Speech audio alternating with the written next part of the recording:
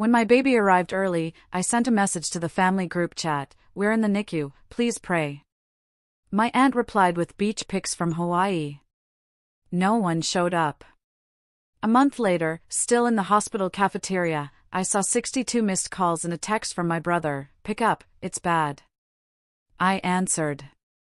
And then, I always dreamed of motherhood being this tough but beautiful journey, full of sleepless nights, sure, but wrapped in an unbreakable blanket of love. What I got instead was a desperate fight for my son's life, a struggle no parent should face, and a shattering, heartbreaking betrayal from the very people I thought I could trust with my everything. My name is Tiana, I'm 32, and nothing in my life could have prepared me for the kind of strength I had to find when my son, Noah, decided to arrive at just 28 weeks. That day, my world didn't just shake, it completely shattered into a million pieces. I remember my fingers trembling as I typed out a message to our family group chat, "We're in the NICU. Please pray for us." My heart hammered against my ribs, desperate for some comfort, some acknowledgement. The very first response that popped up? 5 glorious photos of my Aunt Karen on a Hawaiian vacation, captioned, "Aloha from Maui. The weather is perfect." It was like a punch to the gut. No one, not a single family member, visited us for 4 agonizing weeks. Then one afternoon, in the sterile quiet of the hospital cafeteria, my phone exploded. 62 missed calls. A frantic message from my brother, Jake, answer. "This is bad." I knew, deep down, that something else had gone terribly wrong. Before Noah, my life felt complete. I had a marketing career I genuinely loved, helping small businesses bloom. Every morning, I'd wake up excited for the creative challenges ahead. My husband, David, and I had been married for 3 years, nestled in our cozy 2-bedroom apartment in Seattle with our rescue cat, Luna. We had our routines, our favorite weekend brunch spots, and dreams of starting a family. But that someday took a long, painful detour. For 2 years, we tried to conceive, only to face the soul-crushing heartbreak of 3 miscarriages. Each loss left a deeper scar, a raw ache that seemed to consume everything. We clung to each other, our shared grief a heavy blanket. The doctors ran every test, prescribed every medication, monitored every hormone. They called it unexplained infertility, which felt less like a diagnosis and more like a cruel, indefinite sentence. "Maybe we should take a break," David suggested one night after our 3rd loss, his voice gentle but firm. Not from trying, but from making it our entire focus. "Let's travel. Rediscover what made us happy before." He was right. We had become so consumed by the goal of having a baby that we'd forgotten how to just be us. So, we planned a trip to Maine. 2 weeks of hiking, fresh seafood, and simply reconnecting. For the first time in months, I slept through the night without anxiety dreams. It was during that trip, in that peaceful space, that I conceived Noah. We wouldn't know for another 3 weeks, when my period was late and I hesitantly took a test, trying desperately not to hope too much. When 2 pink lines appeared, I couldn't believe it. I took 3 more tests just to be sure before calling David at work. "I'm pregnant," I whispered, as if saying it too loudly might make it disappear. The silence on the other end was terrifying until I heard a muffled sob. "I'm coming home," was all he said. My relationship with my extended family had always been complicated. My mother died from breast cancer when I was 15, leaving a void no one could fill. My father remarried 2 years later to Eleanor, who was kind but distant. We developed a cordial relationship, but never the mother-daughter bond one craved. My mother's sisters, Karen and Betty, took different approaches to their niece. Aunt Betty tried her best, inviting me for sleepovers and teaching me my mother's recipes. But Aunt Karen? That was another story. As my mother's older sister, she seemed to resent me for reasons I never fully understood. Maybe I reminded her too much of my mom. Or maybe she just found fault in everyone. "You're still carrying those extra pounds, I see," she'd comment at family gatherings. Or, "When I was your age, I already owned a house, not just renting." Nothing I did was ever enough. My cousins on her side of the family were always presented as the gold standard I should aspire to. When I announced my pregnancy to the family during a Sunday dinner at my father's house, the reactions were mixed at best. "Well, it's about time. You're not getting any younger," Karen remarked, sipping her wine. "Let's hope you carry this one to term." My father offered a brief congratulations before swiftly moving the conversation to my stepbrother's recent promotion. Only my younger brother, Jake, showed genuine excitement, peppering me with questions about due dates and names. "Don't let them get to you," David whispered as we drove home. "We're going to be amazing parents with or without their support." I tried to believe him, but the lukewarm response from my family left me feeling hollow. Throughout my first trimester, I sent ultrasound photos to our family group chat. My father would respond with a thumbs-up emoji. Aunt Betty occasionally asked how I was feeling. Aunt Karen either ignored the messages or changed the subject. By my second trimester, I had stopped sharing updates except with Jake, who always responded with enthusiasm. When we learned we were having a boy, Jake immediately sent a tiny baseball glove to our apartment with a note for my future MVP nephew. As my belly grew, so did my excitement and my anxiety. David and I attended birthing classes, decorated the nursery, and made plans for my maternity leave. Everything seemed to be progressing normally. At 20 weeks, our anatomy scan showed a healthy baby boy with 10 fingers, 10 toes, and all organs developing properly. "This is the one," the obstetrician assured us with a smile. "Everything looks perfect." I wanted to believe her more than anything. Each week that passed felt like a small victory. Each prenatal appointment a hurdle cleared. I read every pregnancy book I could find, followed all the advice about nutrition and exercise, and talked to my baby constantly. "You are so loved already," I would tell him every night, my hands cradling my growing bump. "We can't wait to meet you, but take your time. Grow strong first." Little did I know that those words would haunt me in the weeks to come. The first sign that something was wrong came during week 27. I woke up at 3 o'clock in the morning with a dull backache that wouldn't go away no matter how I positioned myself. By breakfast, I noticed a pinkish discharge that sent alarm bells ringing in my head. "I think we should call the doctor," I told David, trying to keep my voice steady. We were at the hospital within the hour, where the nurse hooked me up to monitors that showed I was having friend. Sometimes I would sing lullabies, not caring who heard my off-key voice. Every 3 hours I would retreat to the pumping room, a small space with 3 curtain stations where NICU mothers expressed milk for their fragile babies. It was there that I met other women living the same nightmare. Sarah's twins had been born at 26 weeks. Jessica's daughter had a congenital heart defect. Monica's son had Down syndrome and a bowel obstruction.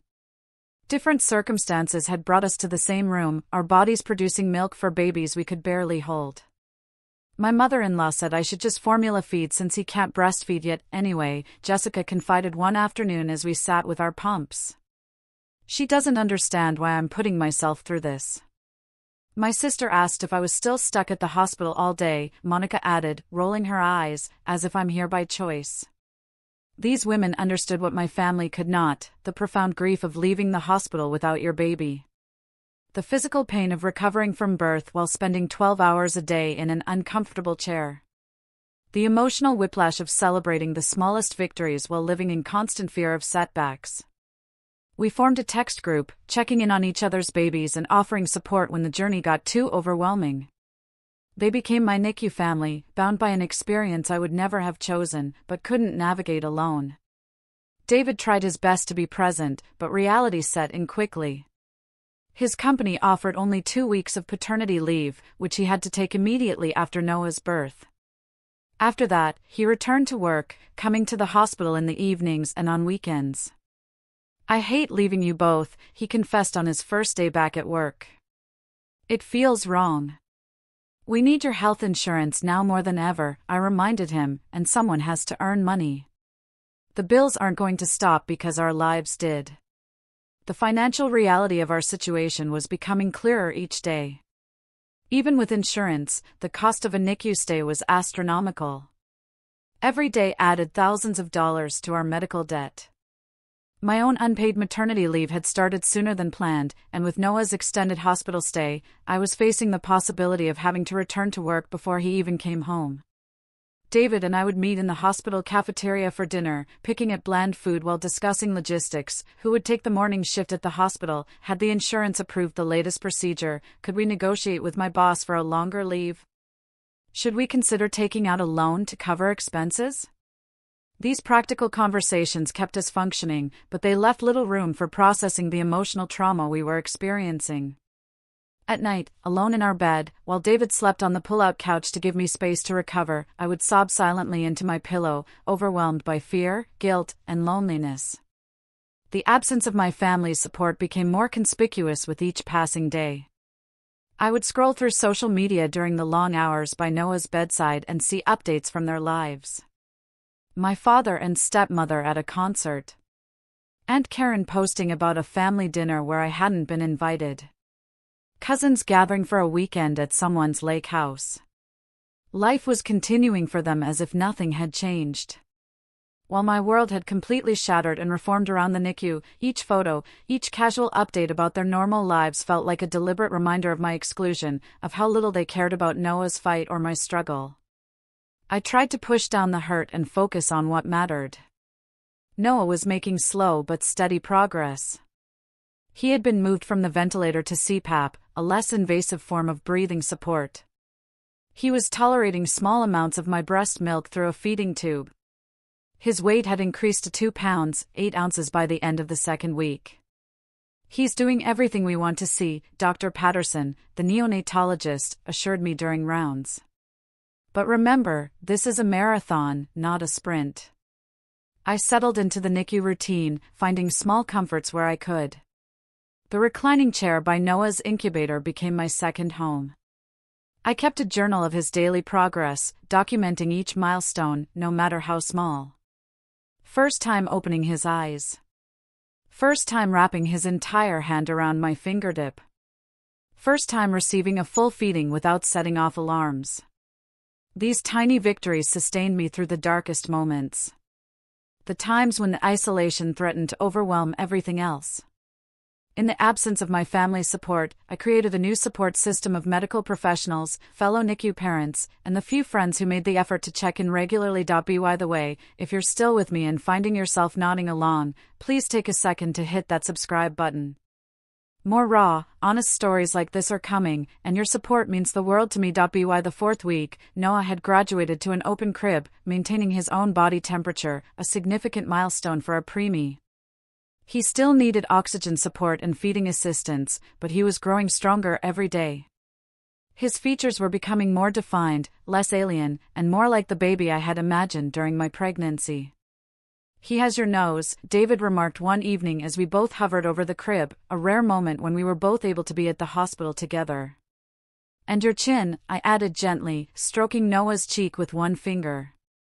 "He's perfect." These were the moments that made the endless hours at the hospital worthwhile. These were the memories I recorded carefully, knowing that someday I would tell Noah the story of his difficult beginning. And I wanted to remember not just the struggle, but also the triumph. On the 28th day of Noah's life, I had settled into the familiar routine. Morning rounds had gone well. Noah was up to 3 pounds exactly, a weight that felt miraculous considering where we had started. He was taking more of his feedings by mouth now, a promising sign that the feeding tube might soon be removed. He might be ready for his first proper bath today, Maria suggested during the morning care time. "Would you like to try?" It was a milestone I had been looking forward to. The nurses had been giving Noah sponge baths since birth, but this would be different. A chance to truly care for my baby in a way that felt normal. "Definitely," I agreed. After the afternoon care time, with a few hours to spare, I decided to take a proper lunch break. The hospital cafeteria wasn't known for its culinary excellence, but it offered a change of scenery from the NICU and a chance to call David with the good news about the bath. I found a quiet corner table and unwrapped my sandwich. As I pulled out my phone to call David, I noticed something strange. The screen was filled with notifications. 62 missed calls. 28 text messages. 9 voicemails. Most were from Jake, with timestamps indicating he had been trying to reach me for hours. My heart began to race as I opened the most recent text. Tiana, answer your phone. This is bad.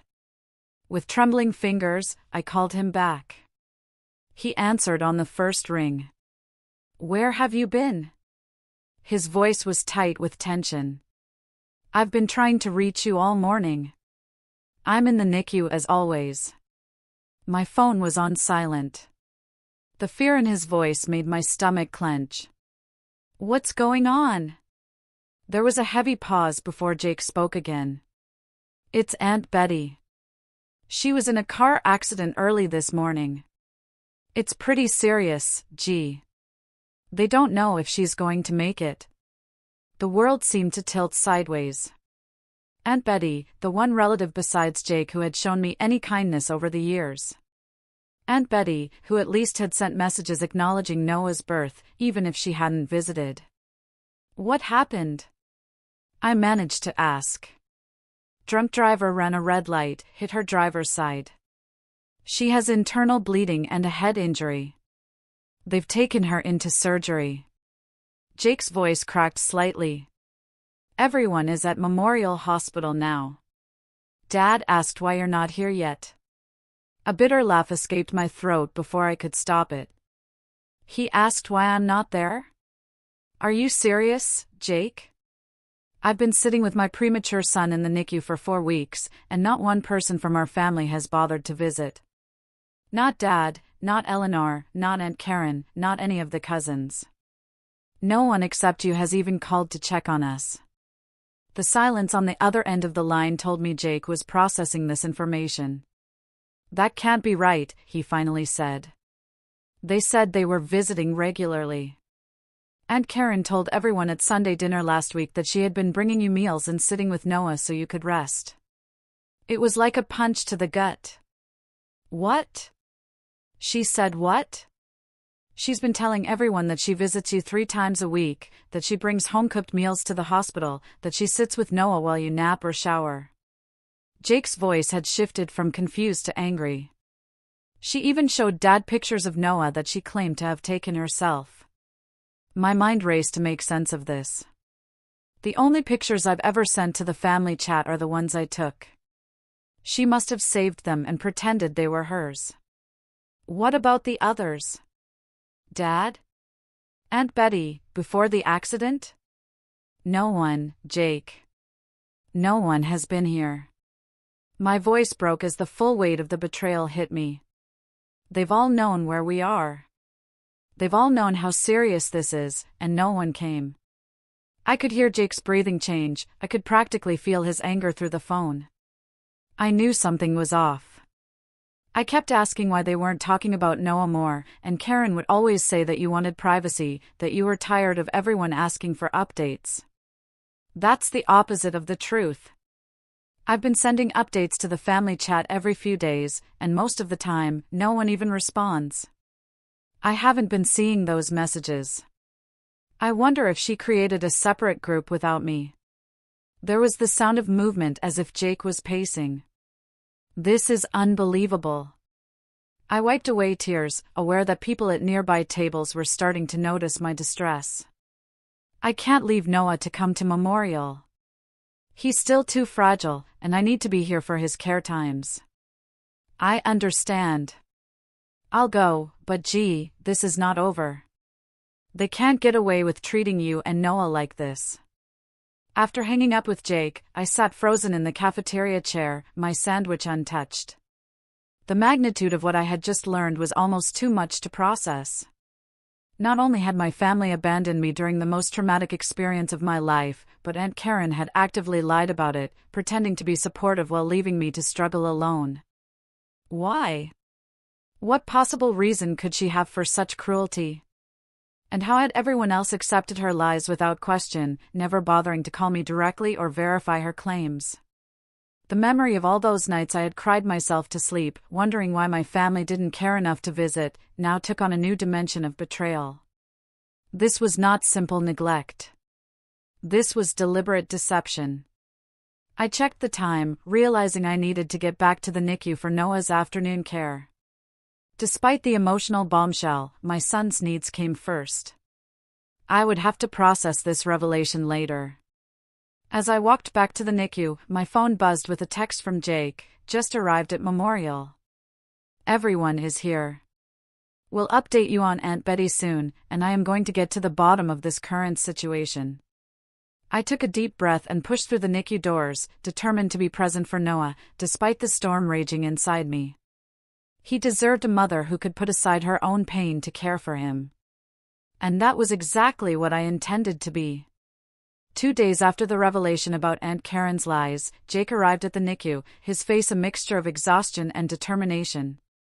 He had been splitting his time between the 2 hospitals, checking on Aunt Betty, who remained in critical condition but had survived her surgery, and coming to meet his nephew for the first time. "Oh my God," he whispered when he first saw Noah in his open crib. "He's so tiny." 3 pounds, 2 ounces as of this morning, I said proudly, up almost a full pound from his birth weight. Jake's eyes filled with tears as he carefully touched Noah's hand with one finger. "He's perfect, G. Absolutely perfect." The nurse showed Jake how to properly sanitize his hands and arms before helping him settle into the recliner for his first kangaroo care session with his nephew. I watched as my brother's face transformed from nervous to awestruck as the nurse placed Noah against his chest. "I can feel his heart beating," Jake said softly. "It's so fast."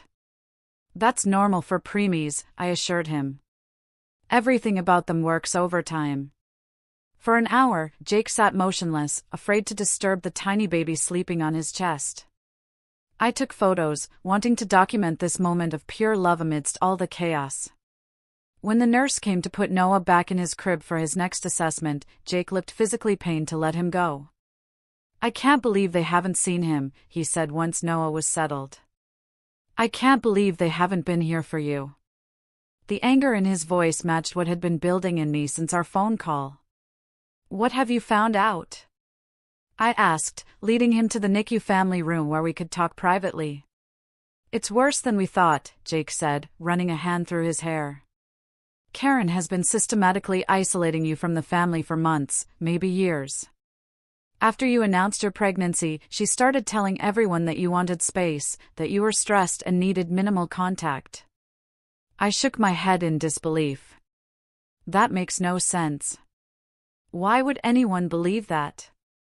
"Because she did it gradually, and she's convincing. She would say things like, 'I just talked to Tiana yesterday and she asked for some privacy right now.' Or, 'Tiana is overwhelmed with visitors. She needs a break.' But no one thought to call me directly?" Jake sighed. "You know how our family is. Communication has never been our strong suit since Mom died. Everyone defers to Karen because she's the oldest, and she's positioned herself as the family matriarch." He pulled out his phone and showed me screenshots of a separate family chat group that I wasn't part of. In it were messages from Karen updating everyone on Noah's condition, sharing the photos I had sent to the original group chat, but acting as if she had taken them herself, and constantly implying that I was too fragile for visitors or calls.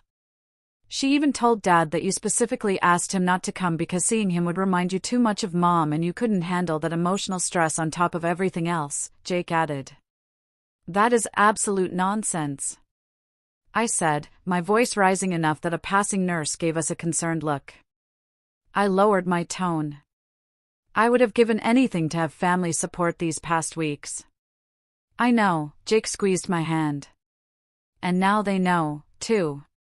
When I got to Memorial and everyone asked why you weren't there, I told them the truth, that you had been alone in the NICU for a month, that no one had visited, and that you had no idea about Aunt Betty because no one had bothered to maintain real contact with you." "How did they react?" "Dad was in shock. He kept saying that Karen had told him you were getting all the support you needed, that you were doing well. Aunt Betty's daughter, Lisa, was furious. She said Karen had told her specifically not to visit you because the NICU had strict visitor limitations and your spots were all taken by Dad and Karen. Each new lie felt like another betrayal. People I had grown up with, people who should have known better, had allowed one person to dictate their relationship with me during the most vulnerable time of my life. I want to confront her, I said, a new resolve hardening within me. I want everyone to hear what she has done. Jake nodded. I thought you might say that. I've set up a video call for this evening. Everyone will be in Aunt Betty's hospital room, and we can connect you from here. They all want to see Noah and hear directly from you. The thought of facing everyone, of laying bare the truth of my isolation, was both terrifying and necessary. For Noah's sake, and for my own, I needed to reclaim my voice and my family. That evening, with Noah sleeping peacefully in his crib beside me, Jake called from Aunt Betty's hospital room. On my screen appeared the faces of my family gathered around a laptop. My father, looking older than I remembered. Eleanor, her hand on his shoulder. Cousins Lisa and Mark, Aunt Betty's children. And there, at the edge of the frame, Aunt Karen, her expression carefully neutral. Tiana, my father began, his voice thick with emotion. Jake tells us we have been misled about your situation. Before I could respond, I angled my phone to show them Noah. This is your grandson, Dad. Your nephew, Lisa and Mark. Your great-nephew, Aunt Karen. He is 4 weeks old today, and none of you have met him. There was a collective intake of breath as they saw Noah for the first time, so small in his crib with monitors attached to his tiny body. Oh, Tiana, Lisa whispered. He's beautiful. Karen told us the NICU was restricting visitors due to infection risks. My father said, his eyes not leaving Noah's image on the screen, she said only parents and grandparents were allowed and that you had asked her to go in my place because I remind you too much of your mother. I switched the camera back to my face. That is a lie. The NICU allows 4 designated visitors per baby. David and I are 2. Jake is now the 3rd. We have been saving the 4th spot, hoping someone from our family would want it. Karen said you were doing well, that you had plenty of support, Mark added, his expression troubled. I have been alone, I said, no longer able to keep the hurt from my voice. David has to work to keep our insurance.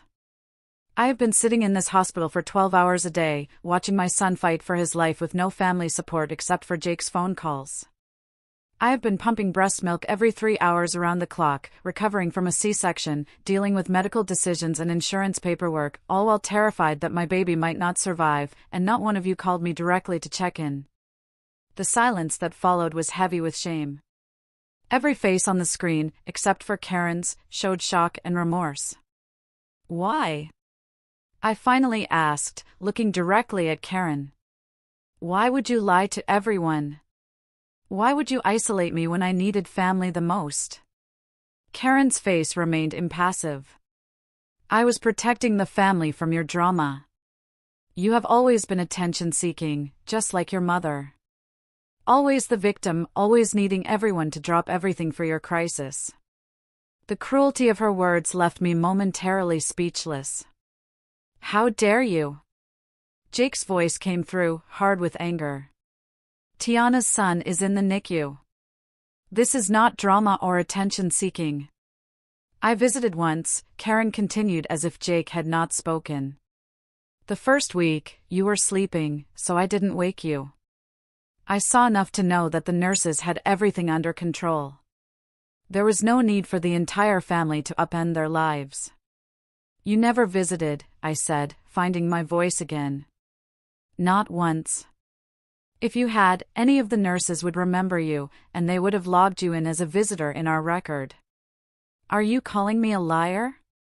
Karen's voice rose defensively.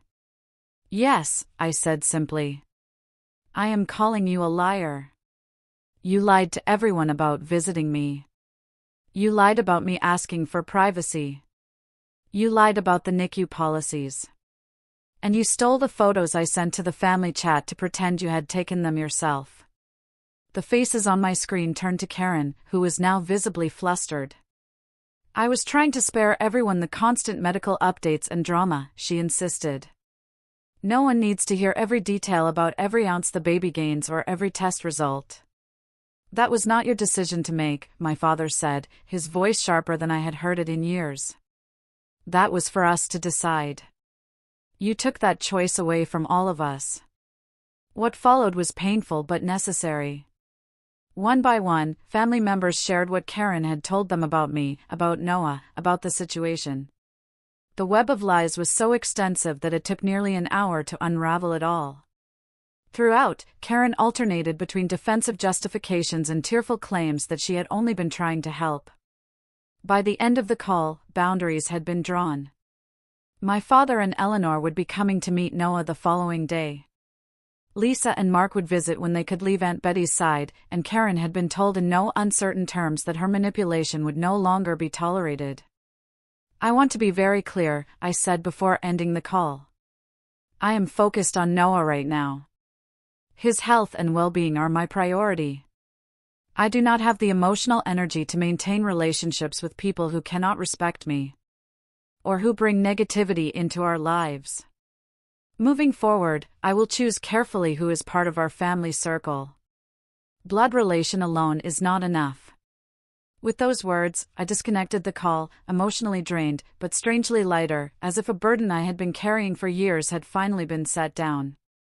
The morning after the video call, I arrived at the NICU to find my father and Eleanor already there, having come early to speak with the doctors before I arrived. Seeing my father standing outside Noah's room, his face etched with a combination of awe and regret as he peered through the window at his tiny grandson, unlocked something in my chest. "Dad," I said softly, approaching him. He turned, and for the first time since my mother died, I saw him cry openly. "Tiana, I am so sorry. I should have known better. I should have called you directly." I wanted to maintain my anger, to hold him accountable for his absence. But seeing his genuine remorse weakened my resolve. "You should have," I agreed. "But you're here now." Eleanor stepped forward, her usual reserved demeanor replaced with earnest concern. "We brought some things for you and Noah," she said, indicating a large bag at her feet. "The nurses told us what might be helpful." Inside the bag were soft preemie clothes, a journal specifically designed for NICU parents to track milestones, a gift card for the hospital cafe, comfortable slippers for me, and several books to read to Noah. The nurses also gave us thorough instructions on how to visit properly, my father added. "We've been here for an hour learning the protocols and getting our visitor badges."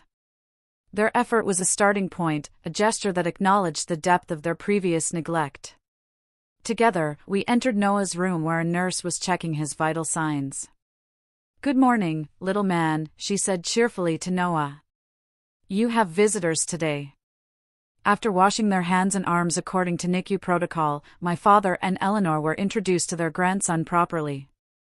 I watched as my stoic father transformed before my eyes, his expression softening as the nurse explained how to touch Noah gently.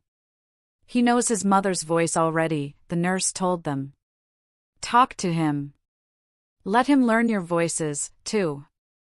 My father leaned close to the crib. "Hello, Noah," he said, his voice uncharacteristically gentle. "I'm your grandpa. I'm sorry I'm late to the party, but I promise I'll be here from now on." That promise marked the beginning of a new chapter in our family story. Over the next few weeks, as Noah continued to grow stronger, my support system expanded. My father visited every other day, often bringing food for David and me or offering to sit with Noah so I could take a proper shower or nap in the family room. Lisa and Mark, once Aunt Betty stabilized, became regular visitors as well, marveling at Noah's progress and bringing small gifts each time they came. Even some of my cousins, once they understood they had been manipulated by Karen, reached out with messages of support and offers to help. But the most surprising development came when Aunt Betty finally awakened, recovering from her accident, and asked to video call with me from her hospital room. "I should have known something was wrong," she said, her face still bruised from the accident. "Karen has always been jealous of your mother, and by extension, you. I let her take control of family communications because it seemed easier, but I never imagined she would go this far." "Why was she jealous of my mother?" I asked, a question that had lingered for years. Aunt Betty sighed. "Your mother was always the favorite, the one who got the opportunities and praise. Karen was the responsible one, the one who stayed close to home and took care of our parents. But your mother was the one everyone adored. When she died so young, leaving behind a daughter who looks just like her, I think it was too much for Karen to bear. This explanation didn't excuse Karen's behavior, but it offered context for a lifetime of subtle cruelty that had culminated in this ultimate betrayal. Understanding the root of her actions didn't heal the wound, but it helped me recognize that her behavior had never truly been about me at all. As for Karen herself, she had been effectively ostracized from the family's inner circle. After the truth came to light, no one was willing to trust her as they once had. She made one attempt to visit the NICU, showing up unannounced with a teddy bear for Noah. But I had already instructed the nurses not to add her to our approved visitor list. "I'm his great-aunt," she protested when stopped at the NICU entrance. "I have every right to see him." "No, you do not," I told her firmly when the nurse called me to the front desk. "You forfeited that right when you lied to our entire family and left me to face this alone. The only people who have a right to see Noah are those who have proven they can be trusted to support us." She left in tears, later sending a lengthy email justifying her actions and positioning herself as the victim of a family conspiracy. I deleted it without responding. Some relationships were not worth salvaging. Not when they consistently brought pain rather than comfort. With the family drama somewhat settled, I could focus more fully on Noah and his development. By his 6th week, he had reached 4 pounds and was taking most of his feedings by mouth, major milestones that brought us closer to the possibility of going home. The NICU nurses, who had become like family, celebrated each of his accomplishments with us. Sophia, in particular, had taken a special interest in our case. "I had a preemie, too, 20 years ago," she confided one night during a quiet shift. 26 weeks, 1 pound, 10 ounces. "He's in college now, studying engineering. These little fighters grow up to do amazing things." Her words were the exact encouragement I needed during the lowest moments, when progress seemed slow or when Noah had setbacks, as all NICU babies inevitably do. There was the week when he struggled with bradycardia episodes, his heart rate dropping unexpectedly. The terrifying day when he needed to be put back on oxygen after catching a mild cold from a staff member. The frustrating period when he seemed to have forgotten how to coordinate sucking and swallowing, requiring the feeding tube to be reinserted. Through each challenge, my new support system rallied around us. David's parents, who lived across the country and had been unable to travel immediately after Noah's birth, finally arrived for a 2-week visit, providing additional help and giving David and me a chance to have dinner outside the hospital for the first time since Noah's birth. My NICU mom friends remained a constant source of comfort, especially as some of their babies began to be discharged. Jessica's daughter went home after 8 weeks with a monitoring plan for her heart condition. Monica's son was transferred to a specialty hospital for his surgery, but was expected to go home afterward. Each success story gave me hope that Noah's turn would come, too. And then there was Jake, who had proven himself to be the best uncle and brother I could have asked for. He had temporarily relocated to Seattle, taking a leave of absence from his job in Chicago to help us navigate this difficult time. He would bring fresh clothes to the hospital for me, handle grocery shopping and meal prep for David, and spend hours at Noah's bedside so David and I could occasionally rest at the same time. "This is what family does," he said simply when I tried to thank him. "We show up for each other no matter what." It was a profound reminder of what family should be, in stark contrast to what I had experienced from much of my extended family for most of my life. In the crucible of this NICU journey, the true meaning of family was being redefined before my eyes. It had less to do with blood relation and everything to do with who chose to stand beside you when life was at its hardest. As Noah's discharge date began to seem like a real possibility rather than a distant dream, I found myself reflecting on how this experience had transformed me. The woman who had entered the NICU 7 weeks earlier, terrified and overwhelmed, had been replaced by someone stronger, more assertive, and clearer about her priorities. I had learned to advocate fiercely for my child, questioning medical decisions when necessary and insisting on explanations I could understand. I had found the courage to set boundaries with toxic family members, prioritizing Noah's well-being and my own mental health over obligation or tradition. I had discovered reserves of strength I never knew I possessed, enduring weeks of uncertainty and fear without breaking. Most importantly, I had learned that family was something you could choose and create, not merely inherit. The bonds forged in the NICU, with other parents, with compassionate nurses, with my steadfast brother and newly present father, were every bit as real and valuable as any defined by genetics. After 8 weeks and 3 days in the NICU, Noah was finally cleared to come home. At 5 pounds, 2 ounces, he was still tiny compared to full-term babies. But he had met all the criteria for discharge, maintaining his body temperature, feeding consistently by mouth, gaining weight steadily, and breathing without assistance. The morning we prepared to leave the hospital was filled with conflicting emotions. Joy and excitement, certainly, but also anxiety about caring for him without the constant support of the medical team. The monitors that had tracked his every heartbeat and breath would not be coming home with us, a prospect that was both liberating and terrifying. "You are ready for this," Maria assured me as she helped us gather Noah's things. "You have been training for 8 weeks. You know this baby better than anyone." The NICU staff had prepared us thoroughly, insisting that both David and I demonstrate proficiency in all aspects of Noah's care before discharge would be considered. We had learned infant CPR, how to recognize signs of distress, how to administer the vitamins and iron supplements he would need, and the precise feeding techniques that worked best for him. Still, leaving the safety net of the NICU was daunting. What if something happens?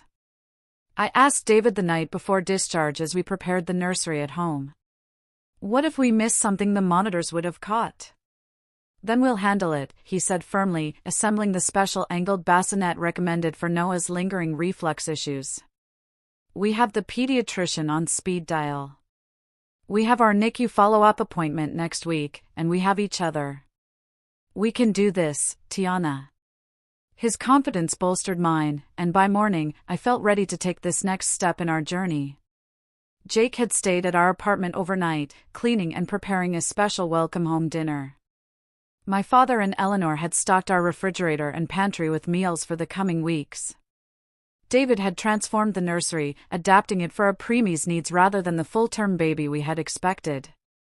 The bright overhead lights had been replaced with softer lamps to protect Noah's sensitive eyes.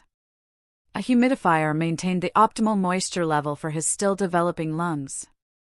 The baby monitor was the highest-rated model, designed to detect even the slightest changes in breathing patterns. When we finally walked out of the hospital doors, Noah secured in his car seat with special preemie inserts, it felt surreal. The outside world seemed too loud, too bright, too full of potential germs for our fragile baby. David drove home at exactly 5 miles below the speed limit, taking turns with exaggerated slowness while I sat in the back next to Noah, watching his every breath. Arriving home, we were greeted by a small welcome committee. Jake, my father, Eleanor, and Lisa had gathered with balloons and a banner reading, "Welcome home, Noah." Their excitement was tempered with understanding, keeping their voices low and making sure everyone had used hand sanitizer before we entered the apartment. "We won't stay long," my father promised. "We just wanted to see you get settled in." True to his word, after a brief celebration and a few photos, they left us to adjust to our new reality as a family of 3, at home for the first time. The quiet that descended after their departure was both peaceful and intimidating. For 8 weeks, Noah had been surrounded by the ambient sounds of the NICU, the constant hum of machines, and gentle conversations of nurses. Now it was just the 3 of us in our apartment, the ticking of the clock suddenly loud in the silence. "What do we do now?" I asked David half-jokingly as we stood looking down at Noah, sleeping in his bassinet. "Now we live," he said simply, putting his arm around me. "One day at a time." Those first few weeks at home established a new rhythm for our family. Noah needed to eat every 3 hours, day and night, a schedule that left us exhausted but grateful. Each ounce he gained felt like a victory. Each peaceful sleep cycle was a gift. Each smile, though the doctors insisted they were just reflexes at that age, felt like a personal message of resilience. At 2 months old, despite being only the equivalent of a 2-week-old in adjusted age, Noah was thriving in ways that amazed even his doctors. His development was closely monitored through weekly checkups and the specialized preemie follow-up clinic. But so far, he showed no signs of the long-term complications that often affect babies born so early. It was during this period of adjustment and cautious optimism that we received the invitation to Aunt Betty's welcome home party. She had spent 6 weeks in the hospital and rehabilitation facility after her accident, and the family was gathering to celebrate her return home. "We don't have to go," David said when I showed him the invitation. No one would blame us for staying home with Noah. But I felt it was important to attend, not just to support Aunt Betty, who had become an unexpected ally, but also to redefine my place within the family on my own terms. Plus, Jake had confirmed that Aunt Karen would be there. And while confrontation was not my goal, I needed to establish clear boundaries in person. After consulting with Noah's pediatrician, we made arrangements to attend for a brief period with strict precautions to protect Noah's still vulnerable immune system. He would stay home with a trusted nurse from the NICU who occasionally did private care, allowing David and me to attend together. The gathering at Aunt Betty's house was smaller than the typical family events of the past, perhaps because of her still fragile condition. When David and I arrived, we were greeted warmly by most, though I could feel Karen watching from across the room, her expression unreadable. Aunt Betty, seated in a recliner with her legs still in a cast, reached for my hands as soon as I approached. "How is our little warrior?" she asked. I showed her recent photos of Noah, now filling out and looking more like a typical newborn, though still small for his age. "He's amazing," I said proudly. "The doctors are very pleased with his progress." "I can't wait to meet him when he's ready for more visitors," she said, "but only when you say it's time. I have learned my lesson about letting others dictate family relationships." Her pointed glance toward Karen did not go unnoticed by those nearby. The atmosphere in the room shifted slightly, conversations quieting as if in anticipation of confrontation. I had no desire to create drama at an event meant to celebrate Aunt Betty's recovery. But when Karen approached me later as I was getting a drink in the kitchen, I knew the conversation could not be avoided. "Your baby looks well," she said stiffly. "I'm glad things worked out." The casual dismissal of the traumatic experience we had endured, the minimization of Noah's fight for survival as something that simply worked out, ignited a calm anger within me. "His name is Noah," I said evenly. "And yes, he is doing well now, despite the fact that he spent the first 2 months of his life in the hospital without the support of his extended family because of your lies." "I think there have been misunderstandings on both sides," she began. "No," I interrupted, keeping my voice low but firm. "There has been deliberate deception on your side, and that is not something I can simply forget. I don't expect an apology because I don't believe you think you did anything wrong. But I want to be very clear about something. You will not have a relationship with my son unless you can acknowledge the harm you caused and make genuine amends." Her face flushed with anger. "You can't keep me from my great-nephew. I am family. Being family is not just about blood, Karen. It is about trust, support, and genuine care. You have shown none of those things. So yes, I can and will decide who has a place in Noah's life. And right now, that does not include you." I left her standing in the kitchen, rejoining David in the living room with a newfound sense of peace. Setting that boundary had been necessary, not just for Noah's sake, but for my own healing. As we prepared to leave the gathering early to return to Noah, several family members approached to ask when they might be able to meet him. Instead of making empty promises or avoiding the question, as I might have done in the past, I was straightforward. "We are limiting visitors while his immune system strengthens, but we will be having a small welcome celebration in a few weeks. Those who have supported us during this journey will be invited." The message was clear. Relationships with my family moving forward would be based on actions, not merely family titles. Some understood immediately, nodding in acknowledgement of what had been lost and what needed to be rebuilt. Others seemed confused or hurt, still not fully grasping how their absence during our crisis had affected me. In the months that followed, our family circle slowly expanded to include those who demonstrated genuine interest in Noah's well-being and respect for our boundaries as parents. My father and Eleanor became regular visitors, gradually earning back my trust through consistent presence and support. Jake remained our most devoted family member, eventually moving permanently to Seattle to be closer to us. Aunt Betty, once recovered enough to travel, came to meet Noah in person, bringing with her old photos of my mother that she thought I might want Noah to have someday. It was during her visit that she shared more about the complicated history between my mother and Karen, helping me understand that the roots of Karen's resentment ran deep and had little to do with me personally.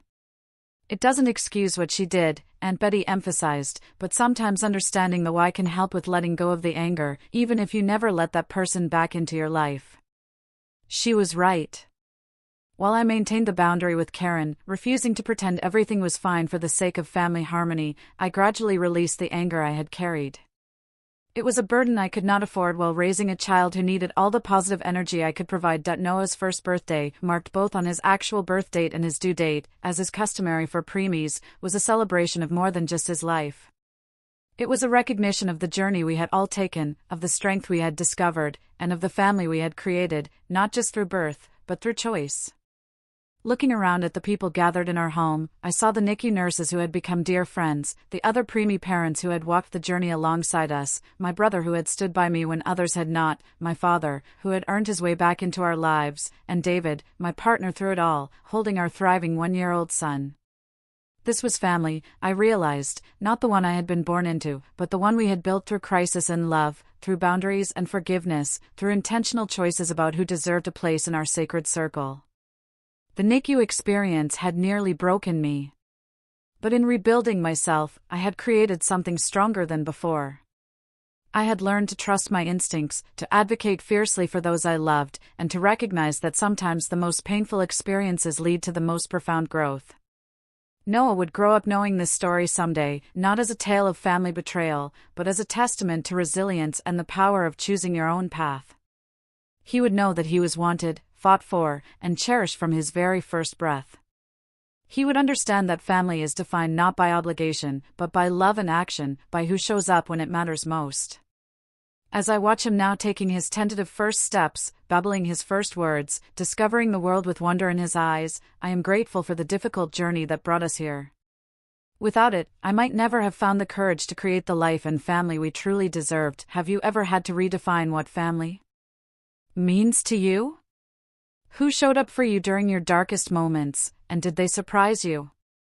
Please share your experiences in the comments below, I really want to know. And if this story resonated with you, please like, subscribe, and share it with someone who might need to hear that they are not alone in their struggles. Thank you for listening to my story. Take care.